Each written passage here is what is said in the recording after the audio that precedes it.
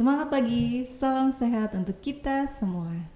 Terima kasih sudah hadir kembali di sini di channel YouTube saya tentunya, Dr. Gustri.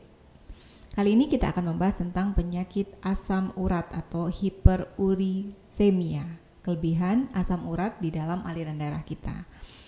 Penyakit asam urat ini cukup sering kita jumpai ya pada usia-usia di atas 40 tahun khususnya.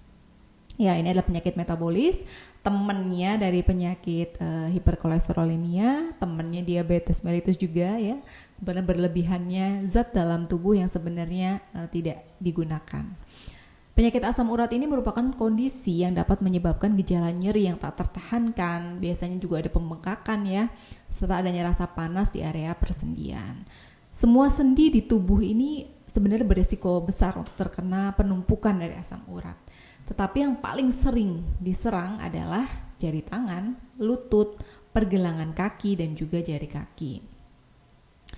Umumnya sih penyakit asam urat ini lebih mudah menyerang pria karena asam urat pada pria ya lebih tinggi ya, bisa sampai 7 mg per desiliter. Biasanya mulai menyerang di atas 30 tahun dan seringnya pada mulai usia 40 tahunan ke atas lah. Karena memang usia-usia itu sudah mulai ada proses degenerasi atau proses penurunan dari fungsi tubuh menuju ke lanjut usia atau lansia. Pada wanita, penyakit asam urat ini dapat muncul setelah terkena menopause. Karena kita tahu ya, wanita itu khususnya banyak sekali diatur atau dikontrol oleh hormon estrogen dan progesteron. Jadi apabila sudah menopause, sudah tidak produktif lagi ya, sistem reproduksinya sudah berhenti, maka pemeliharaan dari hormon estrogen dan progesteron ini kan menurun nih. Makanya akan sering terjadi penyakit metabolik dan salah satunya adalah hiperurisemia atau tingginya asam urat. Rasa sakit yang dialami pengidap asam urat dapat berlangsung sampai 3-10 hari dengan perkembangan gejala yang biasanya cenderung cepat ya dalam beberapa jam pertama. Umumnya tuh orang dengan hiperurisemia atau tingginya asam urat dalam darah itu dikiranya adalah penyakit rematik ya. Padahal rematik ini bukan karena tingginya urat ya, tapi karena ada memang murni peradangan pada sendi atau otot sehingga dia menyebabkan penyakit yang kita sebut dengan rematik. Sekarang penyebabnya tinggi asam urat ini apa sih ya? Secara alamiah ini ya, asam urat itu adalah sebuah senyawa yang diproduksi oleh tubuh untuk mengurai zat namanya purin. Purin ini memiliki fungsi penting bagi tubuh ya, ada purin, ada pirimidin ya, masih ingat nggak pelajaran zaman dulu? Ya, purin ini mengatur pertumbuhan sel hingga menyediakan energi karena dia salah satu bentukan komponen penyusun dari protein. Nantinya ketika sudah selesai digunakan, asam urat ini akan dibuang melalui urin ya, atau air kencing kita.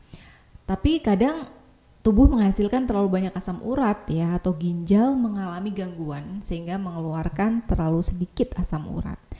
Ketika hal ini terjadi, maka asam urat bisa menumpuk ya, dia membentuk kristal urat yang tajamnya itu seperti jarum.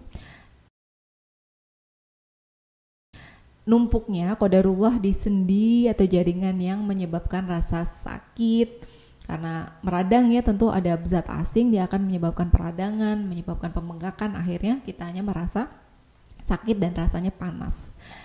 Nah, kalau sudah tahu penyebabnya adalah karena tingginya produksi asam urat atau ada masalah pada ginjal atau mungkin ada terlalu banyak purin yang masuk jadi asam uratnya diproduksi lebih banyak lagi, maka kita harus mengetahui nih apa faktor resikonya ya. Setelah ada penyebab yang beresiko nih, siapa aja sih yang terkena hiperurisemia.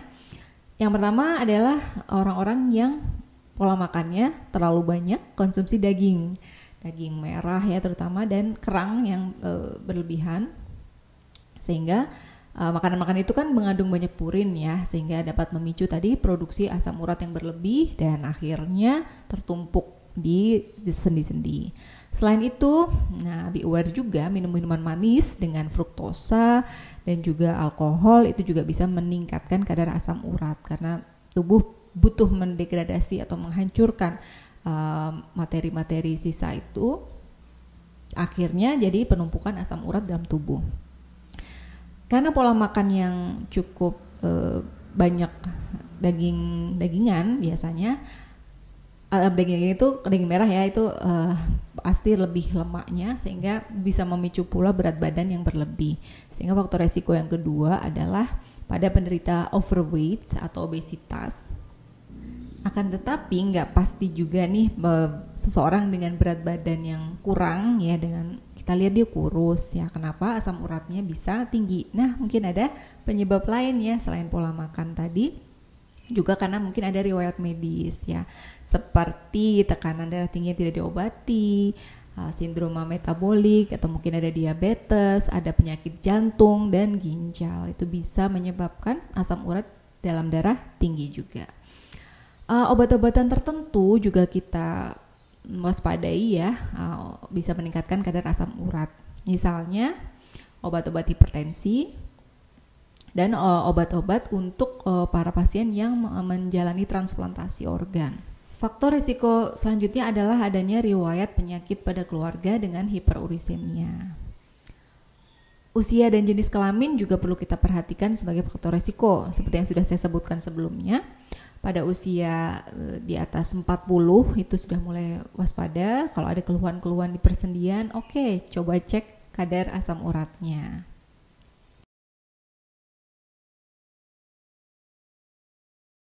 Kita kan udah tahu nih kadar normalnya ya di short saya kemarin. Kalau sudah melewati ambang batas dari normal ya, kalau sudah melewati ambang batas dari normal, maka ya harus benar-benar waspada dan segera konsultasikan diri ke dokter untuk mendapatkan terapi. Nah biasanya yang umum kita ketahui terapi dari asam urat adalah konsumsi dari allopurinol. Nah, bagaimana allopurinol ini bekerja dan kira-kira sebenarnya apa saja sih obat asam urat selain allopurinol? Nah, kita simak di konten selanjutnya ya.